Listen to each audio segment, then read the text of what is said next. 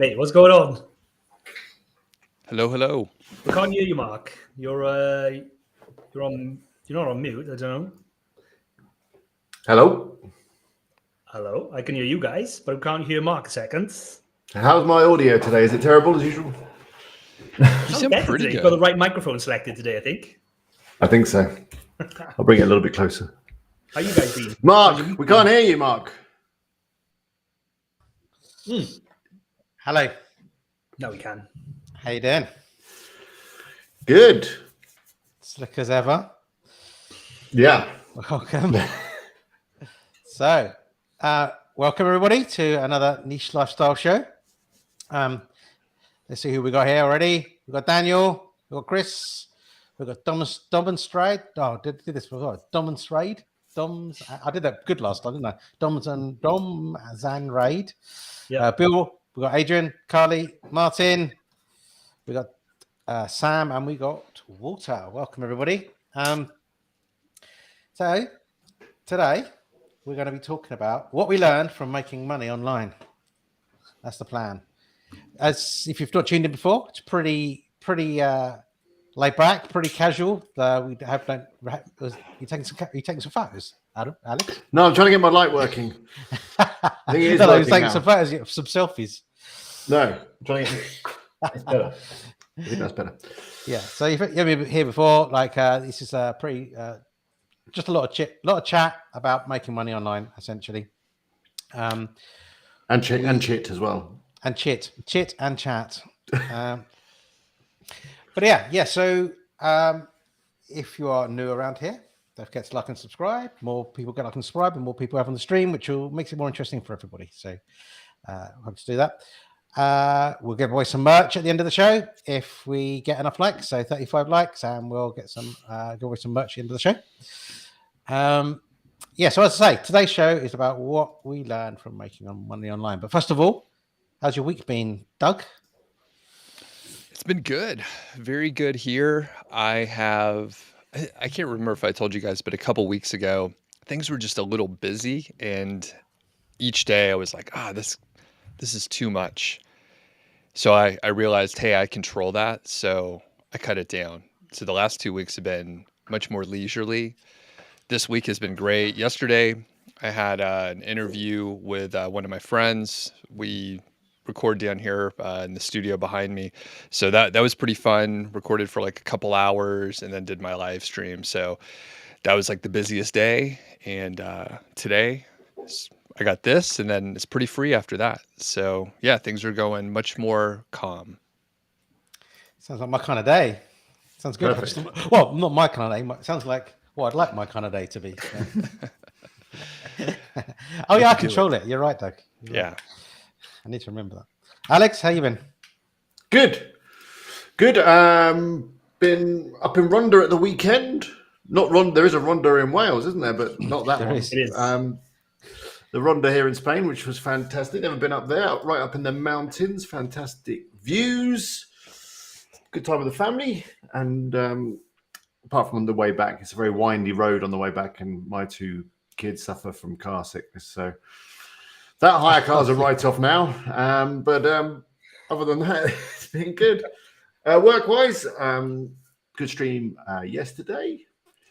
I'm working on a video, which is taking longer than I thought. I'm struggling with the audio in this room. It's a nightmare. The echo and everything. So I'm waiting for some IKEA furniture and a bed to arrive. That may help. If not, I'm going to stick foam all over the walls. And of course, the other thing is I'm getting ready for affiliate gathering in York, which is only a couple of weeks away now. I booked my flight ages ago. Just trying to figure out what to talk about. I want to talk for 25 minutes, but I know that'll fly by and it won't be long enough. But yeah, I'm putting that together, trying to secure some bags of popcorn to give out with regards to the popcorn theme. That's harder than I thought.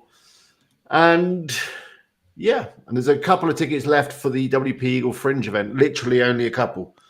So if anyone else wants to come to that, then you need to book it now. You can find tickets at wpeagle.com/fringe. Basically just me and the rest of the WP Eaglers having a beer and eating some food. So it could be fun. And your ticket will include a couple of beers and some food. Oh, win it.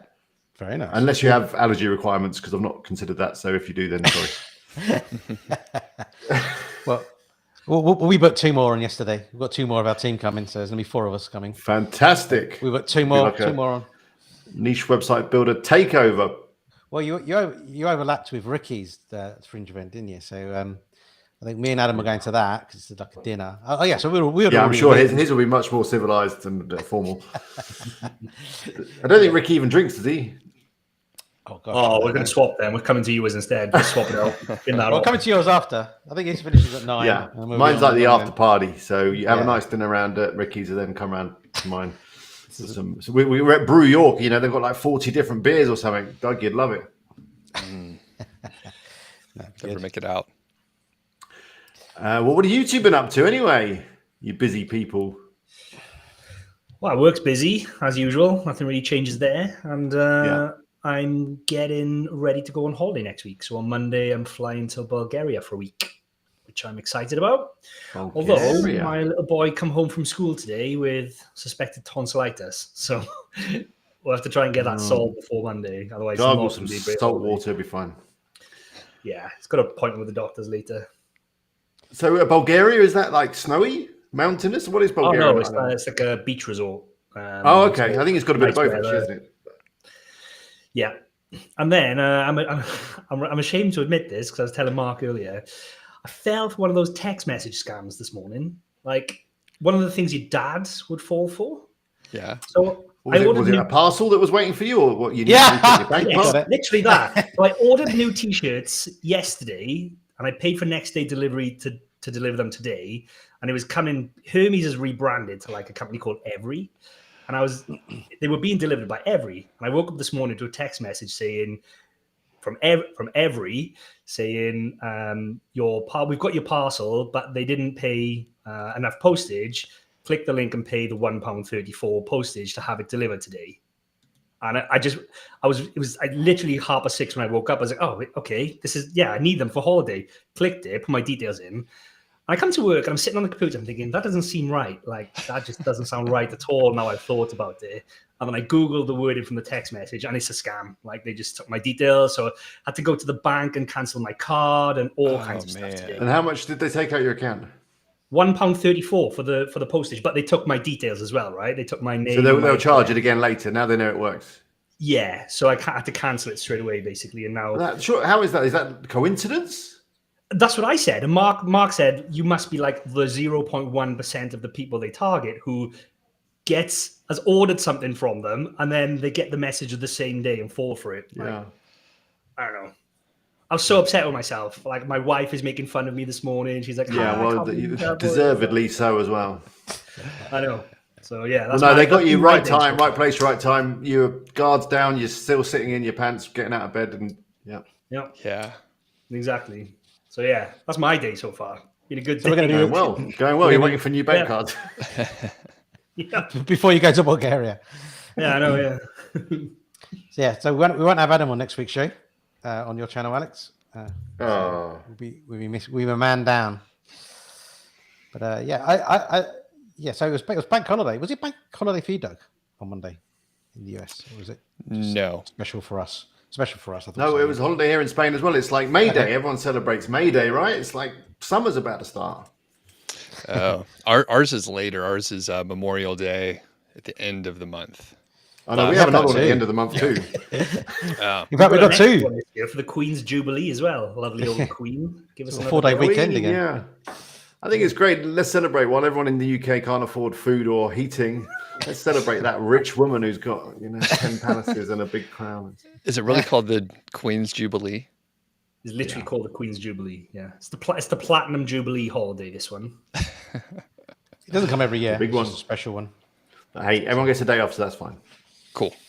Yeah, I thought there was nothing else to report really, other than there is something to report. So our popular shotgun skyscraper service price is going up this week. So you can get yourself grandfathered in for good as long as you remain a subscriber this week. Otherwise, it's going up by $100 a month for the bottom plan, $200 for the middle plan, and $300 a month for the top plan. So grab it while it lasts. Grab it while it's hot. So that's nothing else for mention from me. Let's crack on with the show. So making money online and what we learned from making money online. So I thought it'd be interesting to go through the different ways that you guys have made money online, because I know that compared to especially Adam, I know, and a few and Alex, it's been pretty boring for me. So I've made money from affiliate marketing, from ads, from website sales, and not magic money. But I still think that selling services online and creating them online is still making money online. But yeah, selling services and products is that's the ways that I've done it. I know that Adam's tried lots of ways, and you too, Alex. So where should we start?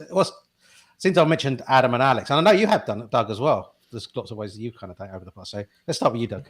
What's all the different ways that you've made money online, magic or not? All right. So yeah, the affiliate marketing started with Amazon affiliate. That was the first thing that hit well. Display ads also dabbled with that. Now, most sites have affiliate and display ads. I did try services as well for a little while, especially right after I got laid off. I was like, all right, I'm going to try a handful of things. Services were great, most profitable area that I worked in, but I just didn't like the work. And you guys are, you're pretty busy. You like the work, and people like different things, but I didn't enjoy it and I didn't want to build a big team. You guys have a big team. So I was like, that's not for me, even though it's working really well. And let's see, what's some other stuff? Of course, I have digital products. So the first one was an ebook. Those were a little more popular back then. And later, a few years later, I started with like full video courses, roughly like 2016 or so. And that's gone well, created a few others, like updated things over time. And, that's a great sort of stepping stone. And I think because I had the ebook originally, I sort of had the framework anyway. So like it sort of naturally grew into the course. And, technically make a little bit of money from a few ads on YouTube. That pays terrible. So I typically don't put ads on. Otherwise, it's like whatever, Ty Lopez, like showing ads in front of my videos or something. And I can't think of any other ways. I'm sure there may be like a handful, a couple others in there, but maybe you guys will remind me of some other things. What have you learned from this? I mean, because the one key difference for you, Doug, is that you do sell training and learning and courses and stuff. Right. What have you learned from that? Because my thinking on that is that there's quite a lot of work involved with that. Obviously, putting the course together, then you've got like an ongoing support thing you need to do. Is that easy to manage? It has been, now looking back, but the initial course, it is tremendous amount of work. You can't wing it, or you shouldn't wing it, or you end up with a sort of a mess of a course. And then everyone starts saying Doug's course is a mess. Yeah, and it doesn't make sense. Like, you really have to treat it like a job aid that you would give to someone you're onboarding on your team. And luckily, my background was doing stuff like that, so it was fairly easy to document a process and take out the fat and keep it simple. And I've had some friends that they're like, oh yeah, I'm going to do a course. I don't want to script it out though, because I want it to sound natural. And then they have bullet points and then they ramble on for 30 minutes. So the videos typically are like 6 to 10 minutes, like pretty tight. So you're covering a small amount of stuff. Over the shoulder videos can be much longer as you're showing how to do something specific or going through maybe like keyword research in a specific example. But putting together the course is a ton of work. And then that's only, 25% of it. The real work is marketing it, which is very difficult. That takes much longer. You have to test things. And a lot of times the feedback cycle is very long. So I launch once a quarter, and that means I can't get the data and use it for another quarter. So it does take a long time. And then you have to also get over the hang up of like selling and like sending emails where it's like, buy it. Like, I am selling something, so buy it. You can't go in soft and like, I think I'm going to sell something, but I don't want to be too salesy. Like, you have to go in and say, I'm selling this. Click thing. here. And you've got to do it now. Otherwise you're going to miss out.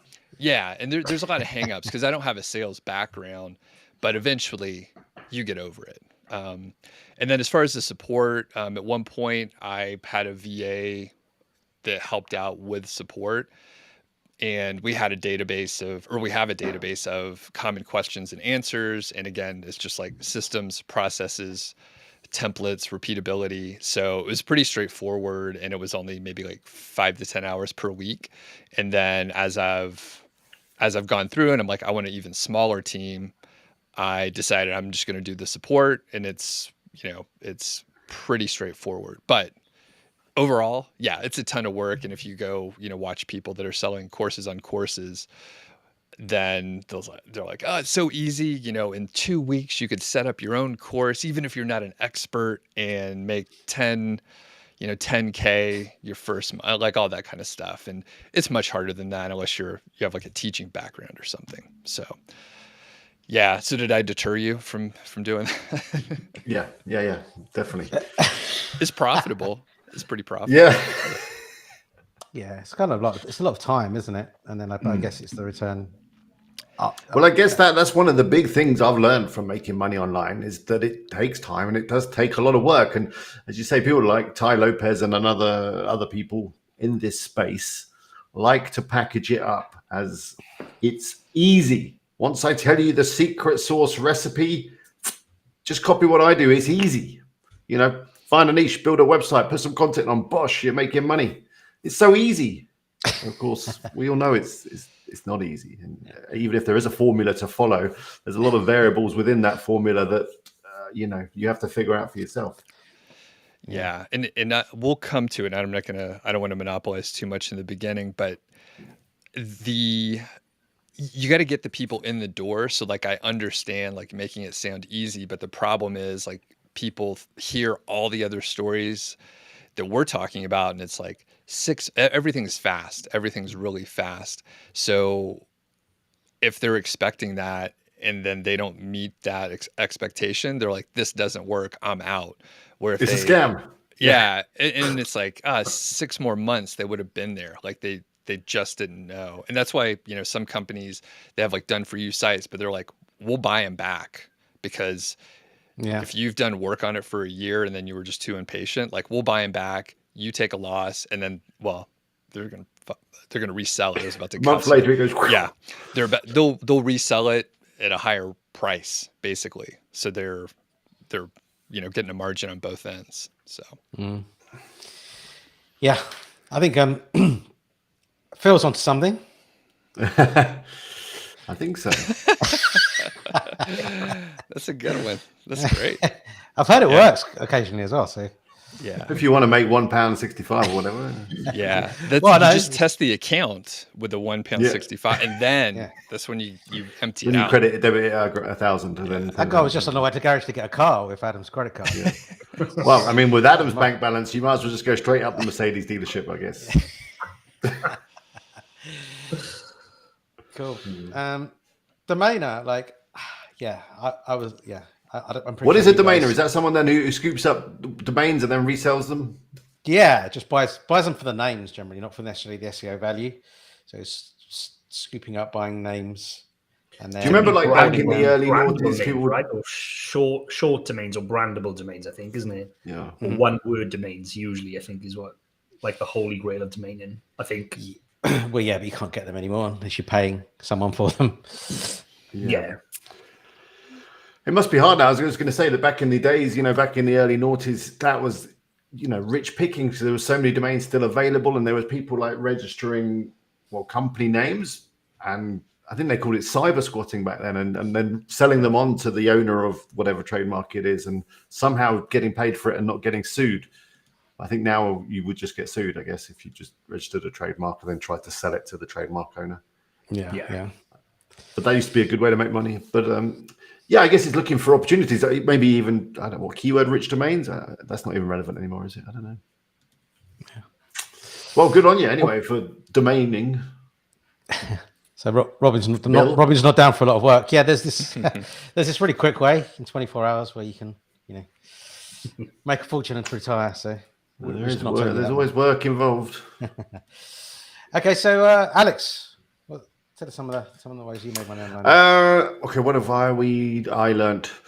Well, touching on what Doug said, it takes time. It's not quick. There's patience. You need to be patient, and you need to be resilient, determined, and hang in there, because you can put a lot of work into these projects at the beginning and not see the returns come that quickly. So it needs that patience and belief in what you're doing is right, which I think a lot of people. Yeah, go on. Well, before we go to that, what are some of the ways you have? So you've the ways I make money. Your YouTube Affiliate, channel, obviously, a lot of affiliate via YouTube and via my sites. Advertising revenue through YouTube and from my sites. And then more recently, obviously selling a digital product. We're selling Popcorn Theme, which is our WordPress theme. What I learned from that is I'd always wanted to do a theme or a plugin. Just thought it'd be a cool thing to do. But I was always worried about, doing the updates, compatibility, general development, and customer support and all that kind of stuff. And I found that because I've got a great team with Carl and Phil, Phil's in the chat today, who did most of the development work on the theme, that it's not as bad as you think. And in terms of customer support, actually, we've sold the theme without much customer support. It's kind of like community support. We've got a Facebook group. We'll try and help you if we can, but we don't guarantee any level of support. And weirdly, that doesn't seem to put many people off, actually. They'll still buy the theme and go for it. And yeah, it's done way better than I thought. I think there's at least over 300 copies sold now, which is pretty impressive for us, as we've done no real marketing on it, only just myself and Carl talking about it on YouTube. How do you say 300, did you say? Over 300, I think, installed licenses, paid for licenses. And for a theme that's $99, we think that's pretty good. Yeah, good work. Good work. Yeah. But yeah, that's what I've learned is this. Yeah, sometimes again, it was those things that were stopping me doing that, thinking, oh, I need to get a tech support team and I need to get like a full-time developer and stuff. But actually, no, you can start selling digital products without all that stuff.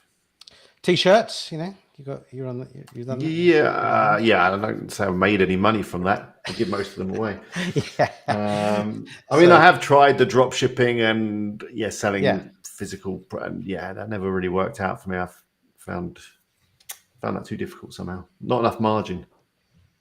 I was more the margin than the headache of getting stock and all of that kind of stuff. Well, I mean, I was just drop shipping it all anyway, or printing on demand. So there wasn't any of that. It was just customer acquisition was hard.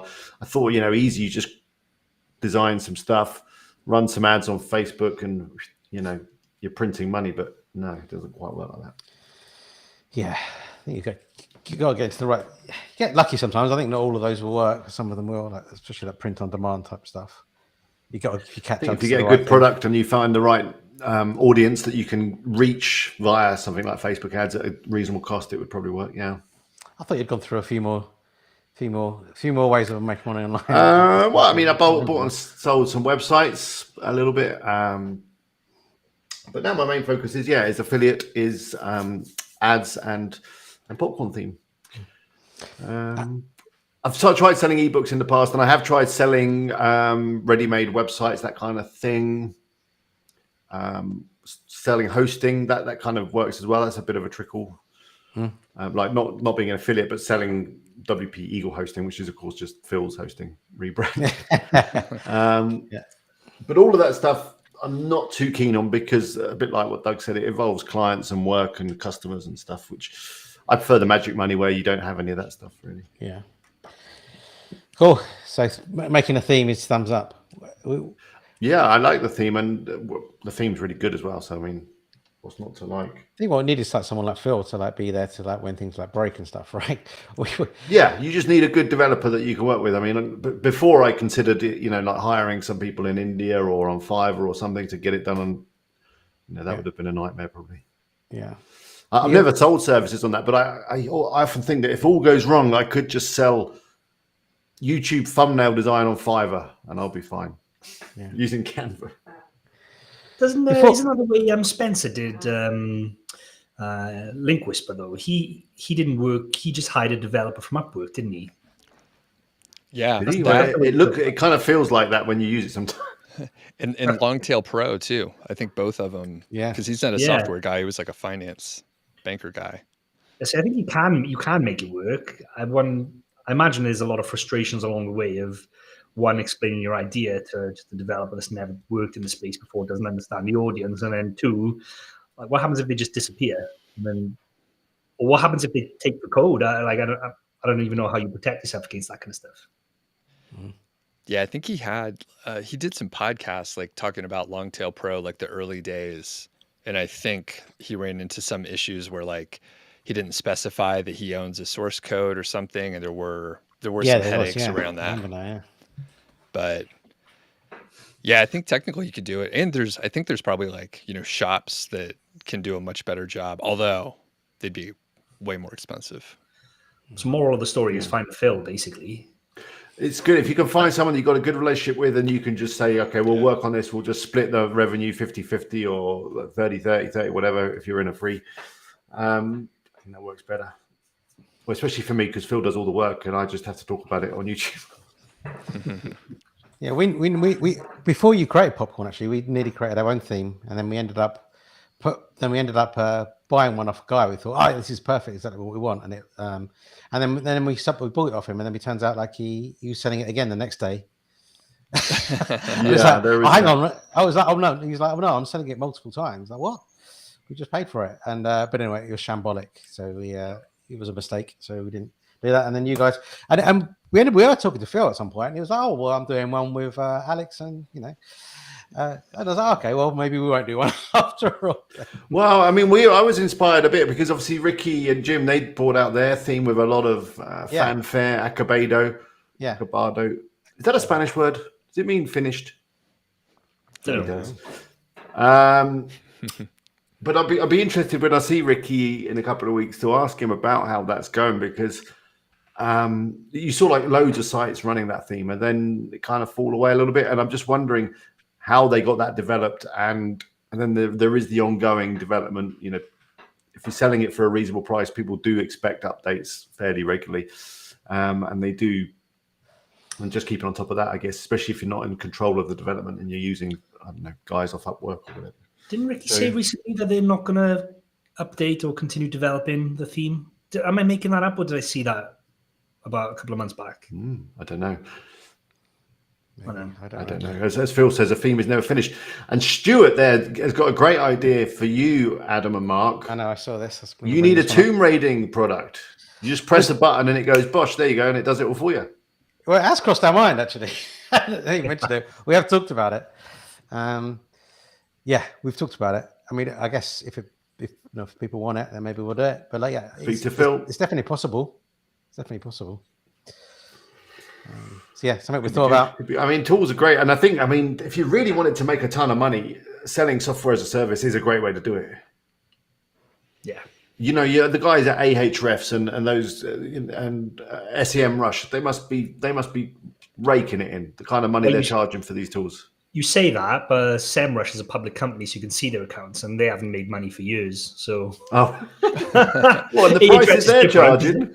Ahrefs is different because it's a private company, so they've got to be making money. But SEMrush, has lost money. How are they not making money? I don't know. Don't know. Is it expensive to do? I guess, do you need to spend a lot of money on servers and infrastructure to keep these software services running? I think so, yeah. You just put it all on Amazon, don't you? Yeah, but if it's that, then they're never going to make money, surely. I'd have thought that's actually come down in price, infrastructure, because you can just piggyback on Amazon or Google, can't you? Yeah. Adam's on the lookout now.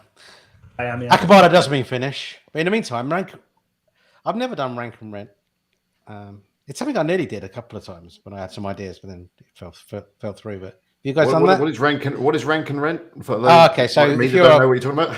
So if you're you create a plumbing website for your town in Spain where you live, and then you rank it, and then you go to a plumber and go, I'm getting all these leads from this website that I've ranked. Do you want to rent my website and you can take all the leads basically? Especially that. I have done that in the past. There you go. You didn't know what it was called, but you did it. I didn't know what it was called. Let me see if the website's still on. I haven't taken it down. Maybe it's still on. Yeah, just on that. So SEMrush in 2021 had revenue of 188 million, but they had a net loss of 3.3 million for the full year. So they they're big numbers. $190 million basically. Well, Maybe they're spending a lot on development. Maybe they're playing the long game. Yeah, maybe. Although it's been like this for a couple of years, I think. And I think I listened to a decent number of podcasts where there's like SaaS owners and stuff. And I think, like anything, it has its big challenges and like customer churn and like all the issues we run into. They just have different ones. So I don't think it's particularly easy unless you have a software background, and then maybe it's a little easier. But I think especially with these tools that we're talking about, a lot of people would probably cancel them after a couple of months, because at the end of the day, once you like on a keyword research tool or those kind of tools, once you've done your research, you kind of don't need the tool for a bit. You're busy doing other stuff, aren't you? You're working through your keyword list, you're creating content, you're working on sites. Yeah. Whereas a tool like Canva, which seems to be going from strength to strength, and I use it all the time. I just can't live without it. I'm not going to cancel that subscription. Whereas some other things, I sign up, I try them out for a bit, and then I think, but I often do forget to cancel them. But then eventually I notice it on my bank statement. I go, am I still paying for that? Get that out of it. Yeah. That means they're but that means the business model's flawed. I don't think it can't be that. It can't be that they just got, like, was it API calls can get expensive, but again, that's a failure of the business model. If they haven't taken into account the cost of the API calls, it can't be. Yeah, it should be on a spreadsheet. Something as simple as that. I don't think they really care though, because I'm just looking at the market cap of SEMrush at the moment is about 1.3 billion, but going back to September last year, 2021, it was at 4 billion. So, like, the owners or the shareholders have got a company worth over $1 billion. Even though they're losing 3 million, they lost 3 million last year. The company's still worth, their shares are worth hundreds of millions or even billions. So they don't really care. I don't think. Get a good accountant. Yeah. I imagine not. Yeah, that makes sense. I think the rules change once you become like a public company, right? Like the rules change for profitability. Like investors will keep pumping money in, and the value of the company then is based on like the story you tell and the road to let's lose money for the next 10 years acquiring customers, and then once we've got them, we'll then turn a profit. Almost like Amazon. Like Amazon lost money for the first 15 years or something ridiculous before it turned its first profit. It's the same kind of thing. Once you go public, it's you can do that. Like companies like Netflix, does Netflix make any money? I think so, but again, they lost money. I think for the first however many years. It's because they've stopped everyone sharing passwords. That was a mistake. Did they lose money? Did they lose money? I didn't realize. I think they make money now, but they did. I think they lost money for the. It's during that acquiring stage, right? Like Uber and all those other companies are going through it now. They're still fighting for it. They'll give out massive discounts and rebates, and they lose money acquiring customers to grow. And then the whole ethos is once they're at a certain size, it's like, we're going to make profit somehow because we've got 100 million customers. And that's what the investors, they get on the dream of, we've got 100 million users and we'll figure out how to make money off them later down the road. Yeah.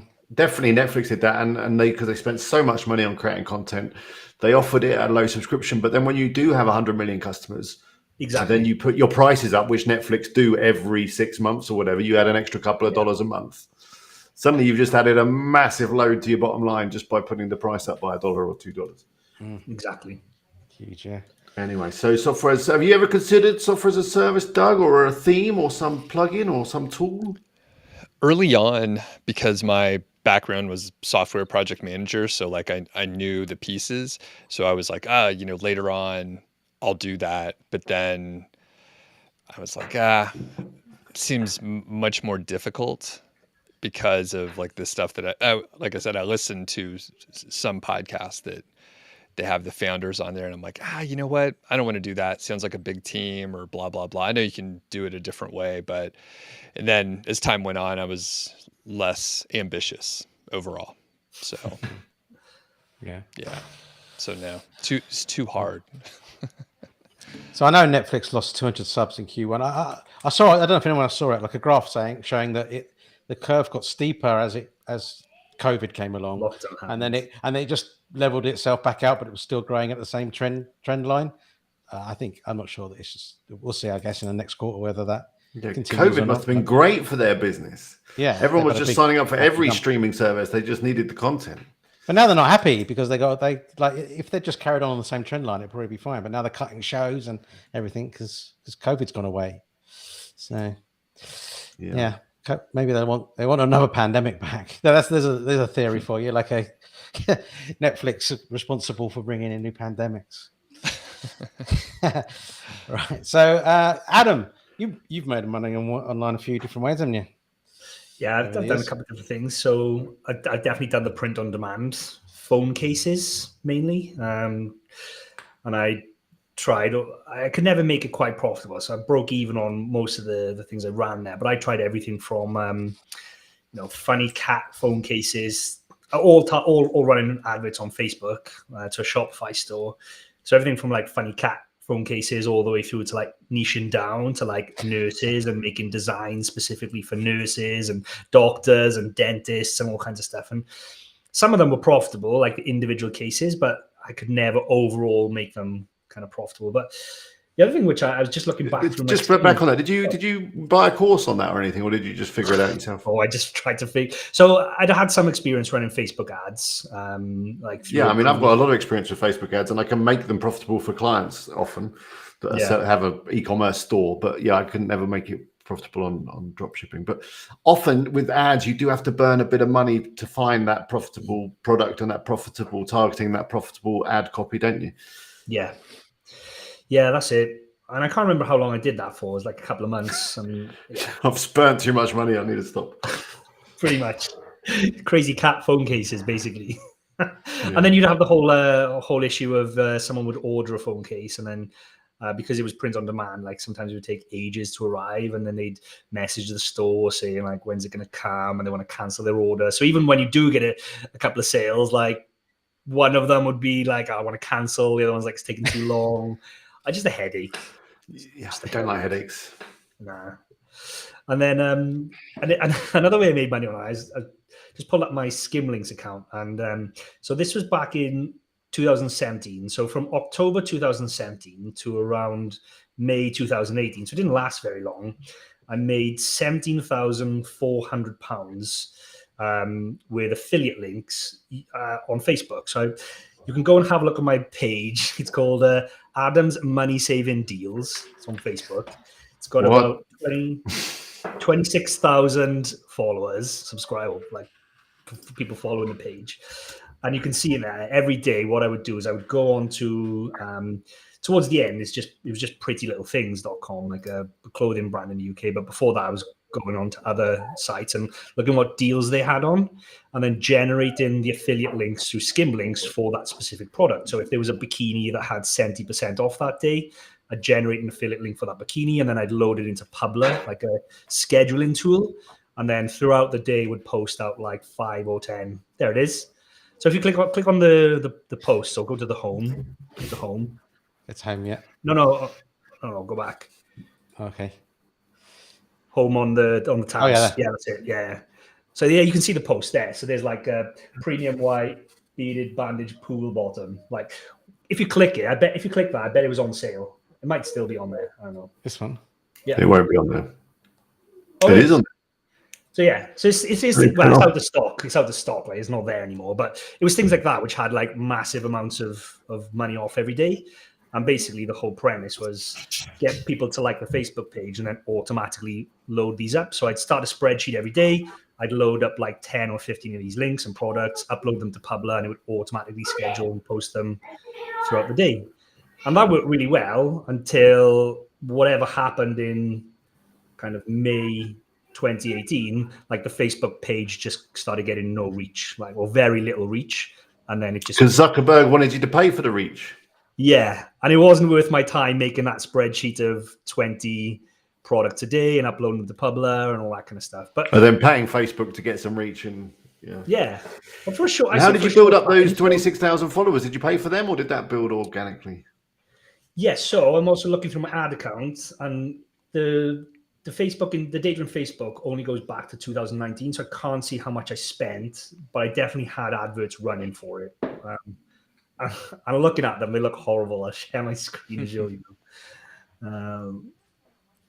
But it sounds like that was some serious money. I mean, but yeah, can you see that? So this is one for like Asda, and it literally just says hit like if you love Asda deals and discounts at up to 90% off. Good old early days of Facebook ads.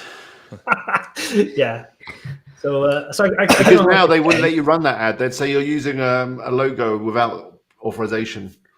Yeah, probably. I don't think this would work these days because just groups No. and pages just don't have the reach. But for a short period of time, I thought this is it. Like I've cracked the code for just uploading 20 products into a spreadsheet and scheduling them. And I think it like over the course of the time, it averaged out about £2,500-ish a month I was making. And I was like, this is amazing. This is great. This is the key. This And is then the dream. Get the laptop. overnight- Let's go to the beach. yeah. And then overnight, like, no, Facebook just said, no, we're having none of that. And obviously I just moved on. I don't even remember what I did after that. But yeah, that was the end of Adam's Daily Deals Facebook page. Good times. Good times. That's a good one. Yeah. That's a good one. I mean, would you say it was easier, let's say like 10 years ago? Oh, for things like that, like, yeah. Just in general to make money online? I don't know, to be honest, because I wasn't doing what we're doing now 10 years ago. Like, I imagine it would have been because there seems to be things that I feel that things have definitely got harder. But on the flip side, I mean, you know, like this is almost like a shortcut, right? Almost like a black hat kind of trick. Like you can't expect that to last forever just by uploading a spreadsheet into Publer and you can't expect that to make you money forever. So I think it might have been easier back in the day to make money like quickly, but probably not for the long term. Like probably didn't have longevity unless you were doing things right even back then. So I don't know is the honest answer. Some aspects it might be easier, and in other aspects probably There's more education these days, which helps. Like Yeah. more opportunities to learn from YouTube and online courses and stuff like that. If you want to make money online, whereas before it was probably find your own way or who you know or whatever. I think there's probably more. I think One thing I will say is learn- I've never found anything as profitable as what we currently do, like buying and selling sites and flipping sites. Like that's why most of my own money is tied up in my own portfolio. Like I've never come across another asset class, if done right, that allows you to make the same kind of money in such a short period of time. Like it blows my mind. And I still, when I tell my friends, like, you know, some of my friends, or I met my one of my wife's friend's husbands recently, and he's like, "What do you do?" And I tried to explain to him. I like just didn't know this whole world and this whole industry existed, and he couldn't get his head around like, you make how much just from adverts being on your site? That's like, what people say all the time. What do you say? Because I get that asked all the time because I go out here and meet a lot of people and they always say, "What do you do?" And I like, what do you say to that question? Well, how do you even answer that? Me and Mark were talking about this recently because I went to an event and I started off by saying I'm an agency owner. And as soon as you say that, like, Was you're an estate agent? they glaze over.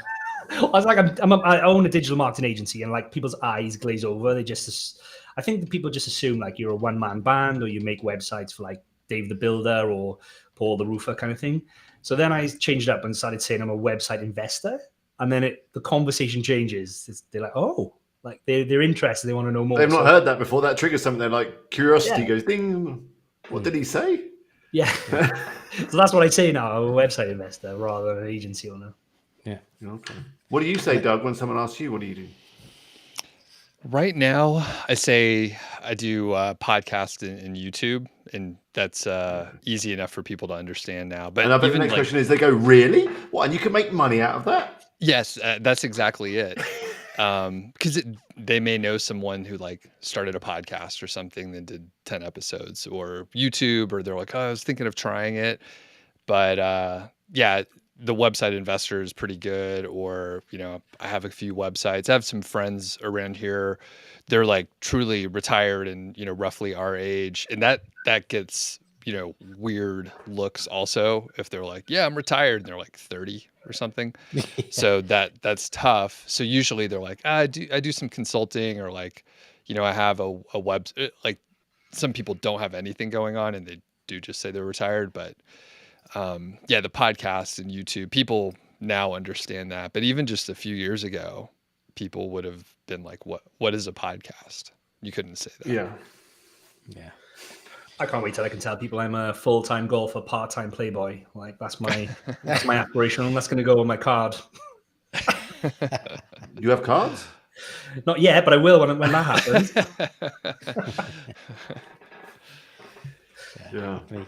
How about you, Mark? What's the weirdest way? I know you said it's like, mainly kind of what we talked about, but what other interesting ways have you made money? That's it. Like for me, I mean, I think that the strange thing is, like you say about people don't know this world exists. Like even being an SEO for like many years, for being an SEO for a decade, I didn't really acknowledge that this world existed, where you could build your own blogs and make money from it. Like I was doing SEO for businesses, building websites for businesses. I had no idea that I could be doing this for myself and make a genuine income from it.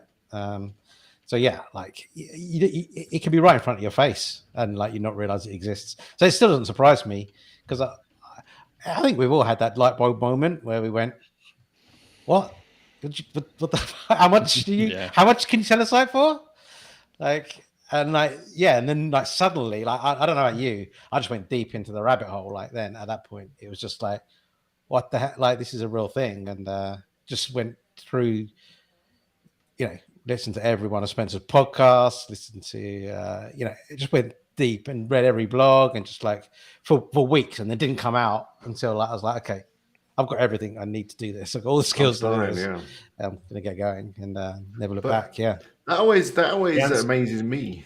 Yeah. When you tell people what you do and you say, like, I make money on the internet, I could do websites. For me, I say, I've got a YouTube channel, and on the YouTube channel, I share the websites that I make. And I did a full case study once where I built this website and it started making $3,000 a month. I then sold it for $70,000. I tell them all this, and 9 out of 10 of them don't say, where do I watch this? Where do I learn this? How do I do this?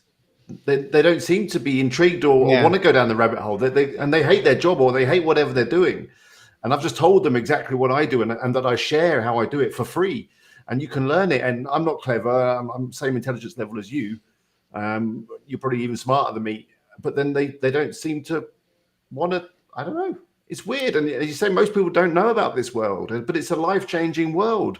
And if you get into it and learn a bit, I mean, none of us, I would say, are rocket scientists or brain surgeons in terms of our intelligence level. I think most people can do this, but they just don't seem to want to pick up the stick and run with it. I don't know. No, everyone's, it's. Well, I say you're a unique breed. We kind of are, like, but I think that applies for a lot of different industries. But yeah, I just think some people just don't want it, or they just can't believe it, or it doesn't, or that little switch just doesn't click, or whatever. But like, well, what made it click in us? I don't know. Is it just the moment in your life where it just clicks? There's certain things going on in your life, and it just is the timing and stuff. I don't know. I think you've got to be motivated as well. Like you've got to be a specific type of person. So, like similar to what you've just said, I've told my friends what I do, and some of them are just totally happy going to work, doing a 9 to 5, and couldn't imagine doing anything in the evenings or the weekends. Like they just, but they don't like their 9 to 5, though, do they? No, but they just go there, and then as soon as 5 o'clock comes, they just switch off. Like I don't they think can about put work. the football on, they can crack open a beer, just forget about it. And they're content with that, and that's totally fine. But I think the difference between us and those kinds of people is just our desire for more, I think, or our motivation for more.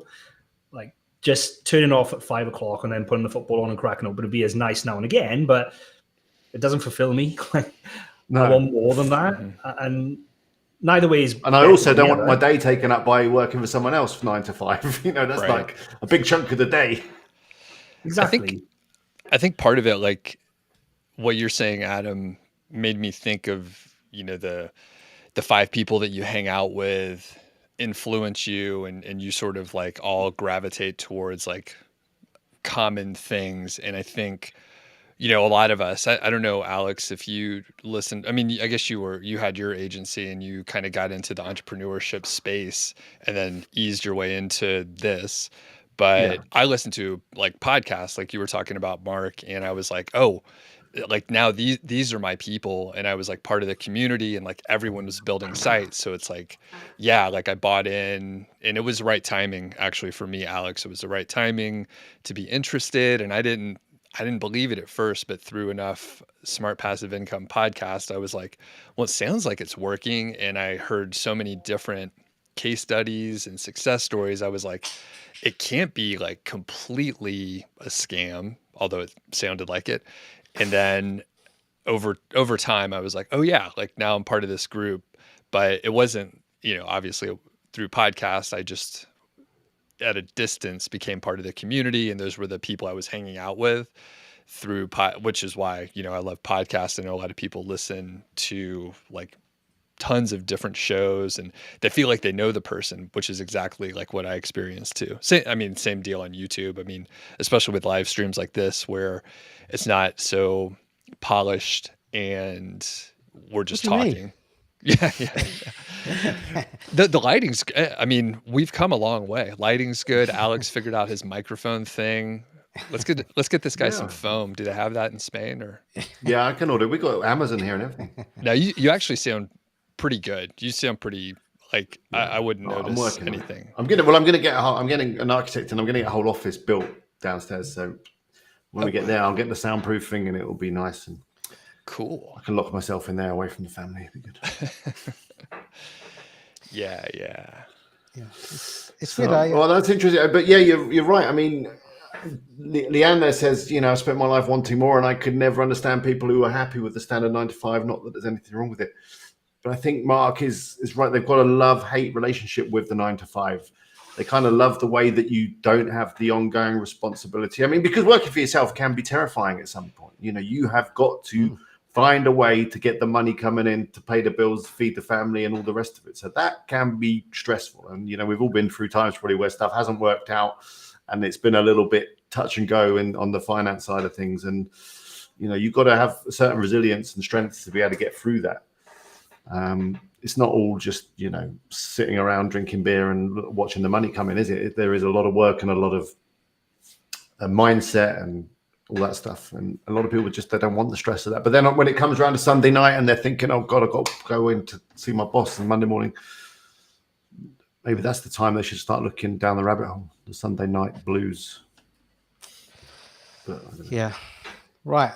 Okay. So, I think we're getting close to coming towards the end. So we're at 38 likes already. We've already hit the merch number. So we'll kind of get that going. Just one other thing I kind of wanted to mention before we start to kind of wrap it up for that. So I guess, making money online. We're talking about making money online here, but I was trying to imagine like what people 30 years ago would have made of making money online when online didn't exist and you had to learn a trade or a skill. It kind of got me thinking about like all the things that are different like from then. Like, I mean, I've had like the internet in my life like ever since I was at the back end of my school. So when I was doing my exams and stuff, I had it. But I do remember as a childhood life before the internet and kind of like what that meant and what our parents and my friends' parents did for a living and all those kind of things. It was just a different world. But like, I wonder what they would make of it, because it was kind of like labor and graft, right? You either went to an office or to a site, you learned to you learned a trade or you learned a skill. But now, the luxuries that we have, like there's endless ways to make money online. You can generally do it from the comfort of your own home and all the flexibility that brings in your life. There's generally a smaller need for investment. You don't have to learn, or learning stuff can be easy. It could be as simple as like watching some YouTube videos, taking payments is easy. Like before, when you're handling cash and stuff, now like stuff like Stripe or PayPal or even like internet bank transfers, like that never existed before. Like that's available to you. So making money and actually receiving the funds online is just a different world. And I think there's just so many benefits that until very, very recently just did not exist. And we're not part of like, I mean, I don't know how old you guys are, but I might well be the oldest. How old are you? That's what I want to know. I'm 47. Okay. Yeah, you're older than me. Yeah, I remember a time with that internet. Did I have the internet when I did my GCSEs? Maybe. Not really use it. It was all a dial-up and you had to use it after 6 p.m. Otherwise, it would be too expensive and you can only go on for an hour. It was extremely slow. But you're absolutely right. I mean, the internet has enabled everyone to be able to do that. I mean, as you say, before the internet, if you wanted to set up your own business, which is what basically we do with our websites and even a YouTube channel, it's a business, isn't it, in a way? That was a big investment. You might have to go and get a factory or a shop or some offices or whatever and get staff. And, most people that was not viable. They just didn't have the money to be able to put into a business. But the internet now has enabled everyone to be able to start something from their sofa on their laptop. And then I think the problem is that a lot of people still, especially maybe slightly older generation, even some of the younger generation, because it's instilled into them by the older generation, still have the mindset of that you still have to go and get a job, or, you know, that more traditional mindset. And they completely forget about the internet. And, you know, for example, my son will say, you know, my wife will say to him, what do you want to do when you leave school? And he'll say, I want to be a gamer. I want to be a YouTuber. And she'll go, that's not a real job. That's not a... But of course it is. There's people, lots of thousands of people, tens of thousands, probably hundreds of thousands of people that do have that as their source of income. They're on Twitch, they're on YouTube. And so, yeah, the whole world has changed. And as you say, within the last 30 years, and it's a lot of people have kind of not kept up with that change in the way that they think. Well, and it's, yeah, still, it's such in its infancy, like the internet, right? What will the next 30 years hold for the way that you make money online? It's just, the change has been so rapid. I don't know. Do you think it's going to change as quickly as it has over the last 30 years? Because it's been rapid especially over the last 10 years. I think we used to call it Web 2, didn't we? This kind of thing where, you know, even when the internet came, we could never have this kind of thing going on where us four are chatting and streaming it out. So. You never. Yeah, but what's Web 3? What VR or something? I don't know. That's the blockchain kind of stuff. Yeah. So. Yeah, that's all a scam. That's for another. That's for another episode. So we'll go down that route. But yeah, Web3's coming, so you know. Anyway, all right, okay. If you want to be entered into the merch draw for some niche website builders merch, type something in the chat now. Doesn't matter what it is, just type something. In the next 2 minutes, and that's the way it works. And you need to get a little bit of music now that you put in as a bed for this. Oh yeah. Part. Adam's putting some music on. I'm sure he's on the case. I'm sure it's copyright free. Is my music like? You can just play whatever you want. Yeah, don't worry about it. Just play like. There we go. What we'll talk about is next week's show. Next week's show is with Alex on WP Eagle channel. The link is in the description, as is Doug's. So if you don't want to miss a show, sign up for both streams. Subscribe to those. Next week, we're talking about the best ways to make money online with Alex. Spoiler alert, spoiler alert, it's not with a Facebook page called Adam's Daily Deals. What about you guys? Have you got anything you need to announce, or anything you want to talk about to our audience this week? Doug, you go first. Yeah, I'm going to plug the I guess podcast and YouTube channel. So had a great interview I just published last week. It was 2 case studies. So those are fantastic. Also, yesterday I did a live stream on informational keywords, and we went through some demos. That was real. It was way more popular than I expected. So I'm going to hit that well again another time soon, but definitely watch the replay. And then the other part, and you guys will be interested in this, I interviewed a guy who I met out in Steamboat. He has been doing affiliate marketing for maybe like 2-3 years. I can't remember, but he's making about $5,000 a month on a site related to, I'll just say, animals. He reveals it in the episode. So I'm going to try and hook you, but he reveals it, and he's awesome. And he was like, hey, I'll be on some other shows. So guys, after, if you want to check out the video, if you want to interview him, let me know and I'll hook it up. What's his name, so we can have a look on your channel? Jake. His name is Jake. And, it's a $200,000 site, niche revealed. That'll be something in the title, Nice. So that's coming out on Monday. So take a look. Jake the Snake with the animal site. Love it. What about you, Alex? Anything to report?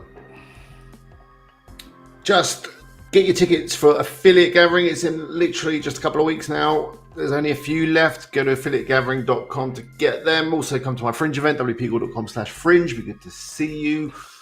And other than that, just usual videos. I'm going to hopefully upload this. I've been spending all morning editing a video, and all I've been trying to do is remove the echo from the audio, which is actually harder than you think. So, Yeah, it's really hard. I've installed Adobe something Audition. Adobe Audition. I didn't even know they had a whole sound sort of bit of software. So that has a de-reverb tool. So I've been playing with that. When I was reading about how to set this stuff up, he was one of the biggest tip I saw is how to get rid of echoes on live stream is to not have an echo in the first place. That was kind of the tip. Yeah, it's kind of like baked into the audio once it's recorded. Because it's really hard otherwise. Yeah. Below average blogger, yeah, de-reverb. That's exactly the tool I've been playing with. Anything we got to plug, Adam? Just our live streams. We did a live stream yesterday on Age Domain Tuesday where we took a deep dive into Wayback. What is Wayback, how it works, some of the things you should be looking for. We're looking at age domains. And we also did a walkthrough of 2 of our domains that are on our website. One of those is sold now, but still interesting to go back and have a look at how we would do our vetting and due diligence. And then we did a really interesting live stream last Thursday, but it's on our YouTube channel now, all about our tomb raiding keyword research method, where the first half is talking about it, why it works, like the theory behind it. And then the second half then is like a real life example where we literally pull up a spreadsheet and we go through step by step doing the research for one of our websites. So you get to see kind of like our thinking and the different steps and behind it. So yeah, if you're interested in learning more about that, go and check out last week's episode. And a SaaS tool coming soon. Yeah, coming soon. Tomb raiding SaaS. And Building Empires online event, 7th to 9th of June, only a month away now. Sign up at building.empires.live. It's free to register. Got lots of great speakers on how to build, buy, sell, make money online with website investing. So go sign up. Okay. I should say I did a video actually on that just yesterday on Building Empires, so check it out. Oh, I saw the video you sent over to us, Alex. It was really funny, the start of it. when Timmy showed me the video that you sent over, it's like the building or the lack of. Oh yeah, the building site. What is this? What is this? Well, Funny. I'm trying to like some loose connection. The thing is, in the town here, there's like a lot of investment coming in, full of Scandinavian people and everything. And they don't seem to do up houses here. In the UK, you tend to just do houses up. Here, they just knock them down and build a new one. So, yeah. If you want to see a demolition site, check out that video. Okay, here we are. This is the merch. There's some people donning our merch. Looking good, looking fine. If you want to look that good, you're too late because I've already put the people into spin the wheel, but you can do it next time. So, lots of different colors. And we got some mugs and caps at the end. So, if you win, we'll send this over to you. You can choose what you want. And with that said, spin the wheel, see who the lucky winners are.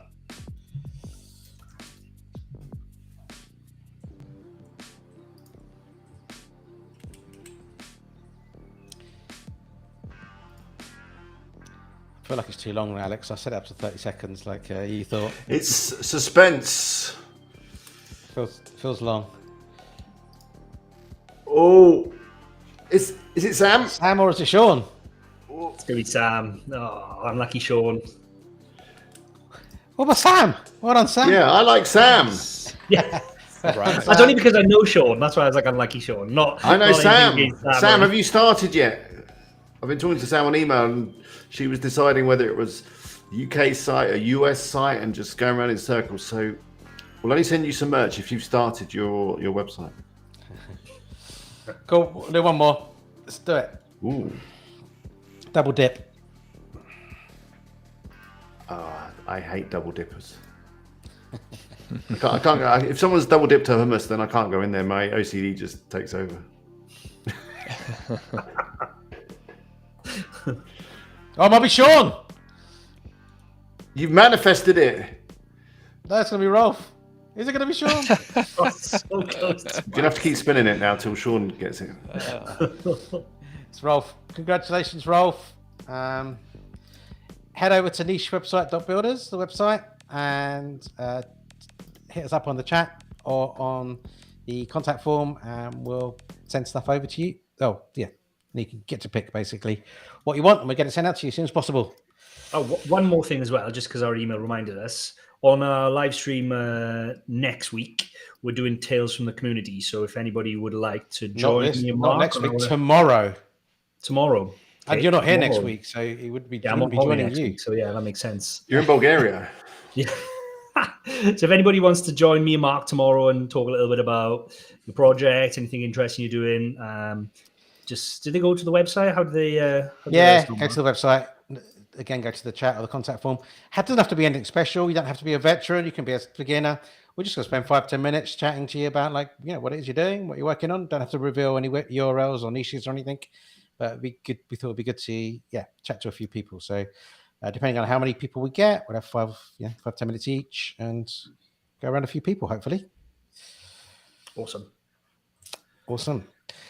So we need some people. We haven't got anybody yet, so we're going to start reaching out to people because we've told people who's coming. We're a bit late into like recruiting, so you got a very good chance of being on the show if you reach out. So, there you go. Alex, Chris has put the link in the chat. He has, yeah. So www.nichewebsite.builders/tales-from-the-community. Catchy URL. That was another thing about the internet back in the day. Hyphens everywhere. Yeah, that's true. Cool. All right, excellent. Thank you very much, everybody. See you tomorrow on our stream, and catch you guys next week for the next lifestyle show on Alex's channel. Catch you later. Looking forward to it already. Have a good day.